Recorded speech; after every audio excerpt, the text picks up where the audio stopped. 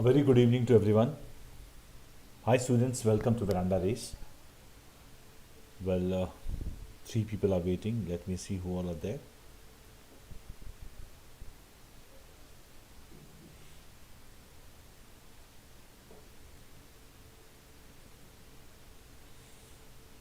Yeah. Good evening everyone. Welcome to VerandaRace. And we have the thorough discussion of the editorial February 23. And with this, I have added one rearrangement question, one parajumble question, which you will be answering. I won't answer the question. So let us start the session today. Yeah. So the rearrangement question, parajumble, is in front of you. So you can answer this question. I would expect everybody to try. So today's editorial is all about the Russia and Ukraine issue, and we will ensure that we understand the entire editorial word for word. So would anyone like to try this question?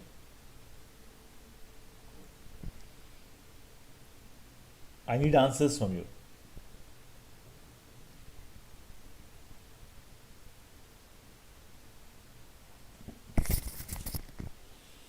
So suppose this is, we are trying to solve this question.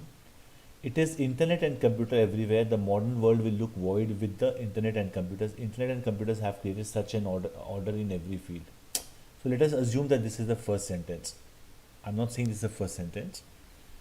Education, industry, finance, teaching, learning, research, medicine, accounting, entertainment, internet, online teaching, telecommunication, media and space research and exploration. This is not complete in itself. We won't mark it as a first sentence.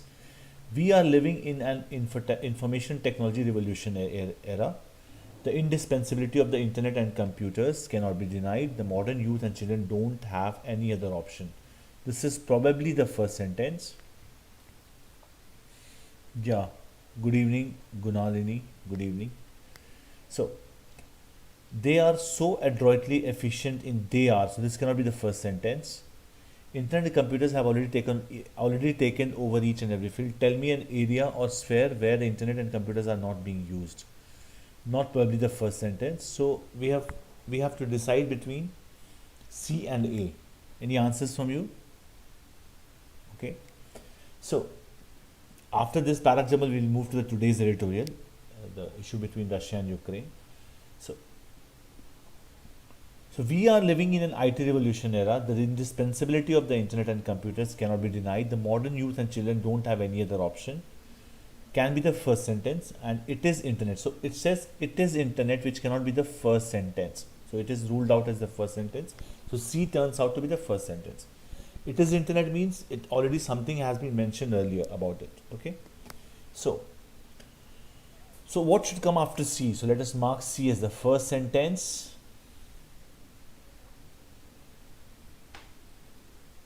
So here it says, tell me an area or sphere where the internet and computers are not being used. So 100% B is followed by E. So EB is a pair. EB is a pair because tell me an area or sphere where the internet and computers are not being used.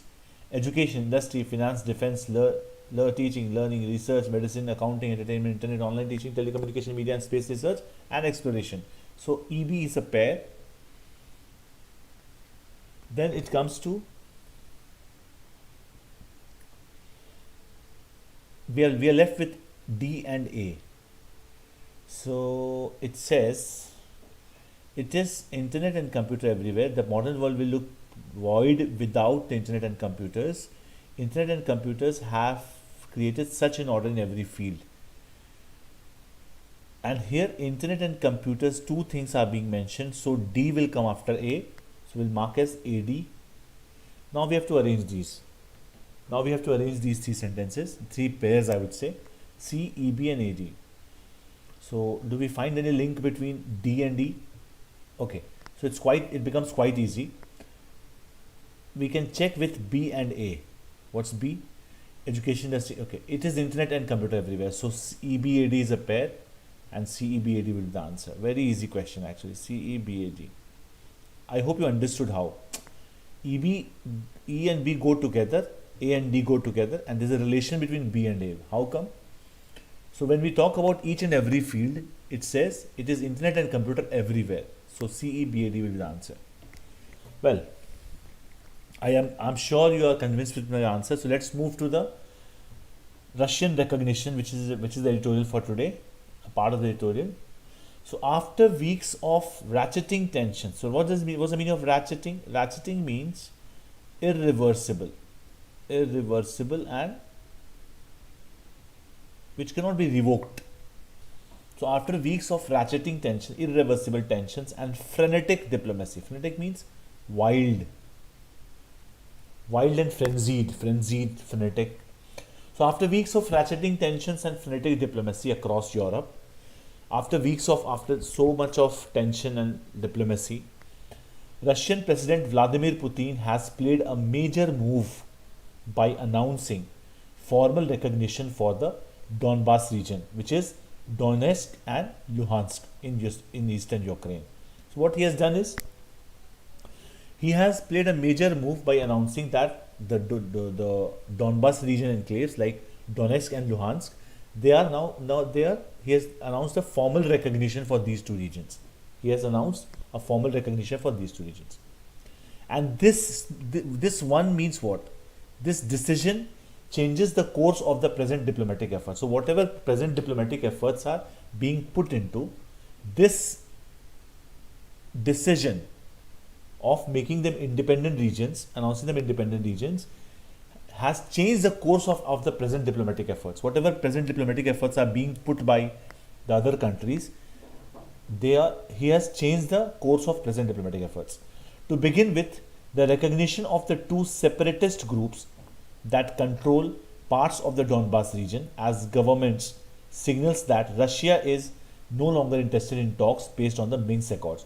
So Minsk Accords were agreements in 2014-15 which asked Russia to refrain from any military violence in that area. So, to begin with, the recognition of two separatist groups that control parts of Donbas region as government signals that Russia is no longer interested in talks based on the Minsk Accords. So, Russia is no longer interested in talks based on the Minsk Accords, which wanted Russia not to interfere in these two regions militarily. The agreements negotiated in 2014 and 15 but never fully implemented. So Minsk Accord is what? The agreements that were negotiated in 2014 and 2015 but were never fully implemented. And this had secured a special status for the Donbas enclaves. So what are the Donbas enclaves? Donetsk and Luhansk. Well, Mr. Putin has also ordered Russian peacekeepers into the region. So he has ordered that the Russian peacekeepers means the Russian military forces he has ordered the Russian peacekeepers into the region, a move that could spark off means ignite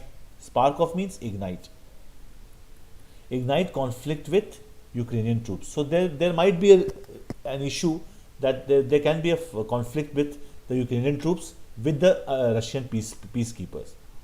So that's the point. So we have understood that Vladimir Putin has played a major role by announcing that in individual recognition of the two Donetsk and Luhansk region in eastern Ukraine, and this has changed the course of present diplomatic efforts all over the world.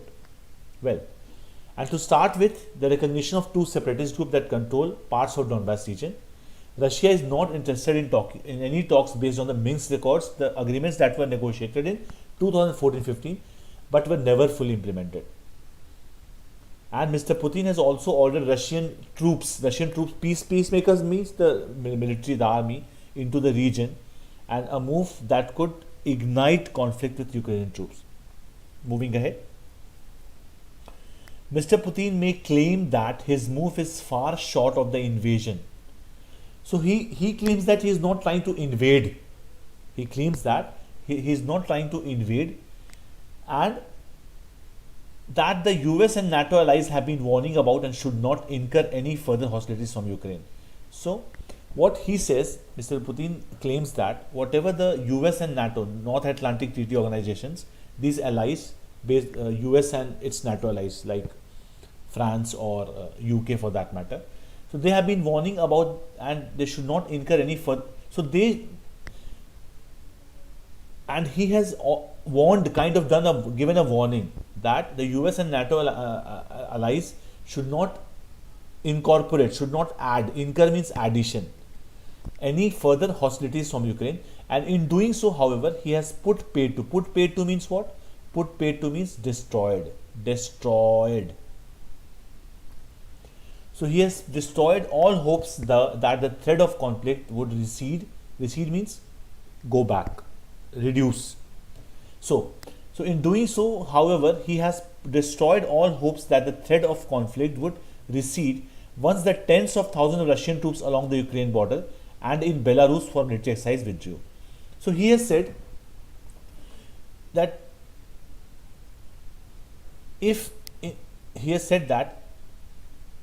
the threat of conflict, he has said that all the hopes that the threat of conflict would recede once the tens of thousands of Russian troops along the Ukraine border and in Belarus for military exercise withdrew. So there is no chance that if the Russian troops will go back, so the tension will also reduce. He has destroyed all the hopes that if the Russian troops will withdraw from there will be any reduction in the tension across the borders. Finally, his move is a clear sign that the situation is not going to be managed. His move is a clear sign that the situation is not going to be managed or handled without NATO sitting down to serious negotiation over the security guarantees he has been demanding for 2 decades. And some discussion about how to regulate the expansion of NATO to Russia's neighboring countries and the heavy presence of Western troops and weapons in this region. So what it says is, this move made by him is a clear signature, clear sign that the situation is not going to be managed or handled without NATO sitting down to serious negotiation over the security guarantees. So he wants that NATO should sit down and do some serious negotiation over the security guarantees he has been demanding for 2 decades. And he also says some discussion about how to regulate the expansion of NATO to Russia's neighboring countries. So NATO is trying to expand its wings to Russia's neighboring countries, and the heavy presence of Western troops and weapons in the region is also disturbing him. So he does not want NATO to spread across the region around the Russia. That's why he says some discussion about how to regulate the expansion. Regulate means control the expansion of NATO to Russia's neighboring countries. He is much interested in that. He wants that it should be controlled or managed. Moving ahead, the ball is now in the court of the US. Now the US has to decide, and its European allies to decide whether they would react with the sanctions. So whatever sanctions that Russia has made, like for example military action or return to the diplomatic table. So the ball is now in the court of the US and its European allies to decide whether they would react with sanctions. So whether they will do some sanctions, whether they will enact some sanctions or military action or return to the diplomatic table. So it's up to US and its European allies to decide whether they would react with putting some sanctions on Russia, whether they will go ahead with military action or return to diplomatic table like talks and all. For New Delhi, the escalation in tensions comes at a particularly sensitive time because External Affairs Minister S. Jaishankar has been traveling to Germany and France. So what is for New Delhi, this escalation in tension means increment in tension. Escalation means increment or augmenting in tension. It comes at a sensitive time when External Affairs Minister S. Jaishankar has been traveling to Germany and France. And while he has tried to shift the focus of his European interlocutors here means the people who try to calm down a situation, intermediaries for that matter. And while he has tried to shift the focus of his European interlocutors to the Indo-Pacific issue, it is Russia's actions that dominate the conversation. So whatever conversation S. Jaishankar has made while traveling to Germany and France, it all depends on his European interlocutors, European coolants I can say, to the Indo-Pacific. It is Russia's actions that dominate the conversation. In addition, Pakistan Prime Minister Imran Khan is visiting Moscow, the first by a Pakistani PM in over 2 decades, and New Delhi is watching the new ties closely. So what is happening is, for the first time, Pakistan Prime Minister Imran Khan is visiting Moscow, and this is first by a Prime Minister in over 2 decades, and New Delhi is simply watching the new ties closely. New ties means the Russian and the Pakistani ties. Fine, moving ahead. The timing of the tensions is more inconvenient. The timing of the tensions is more inconvenient given that means what? Owing to the condition, or we can say given that means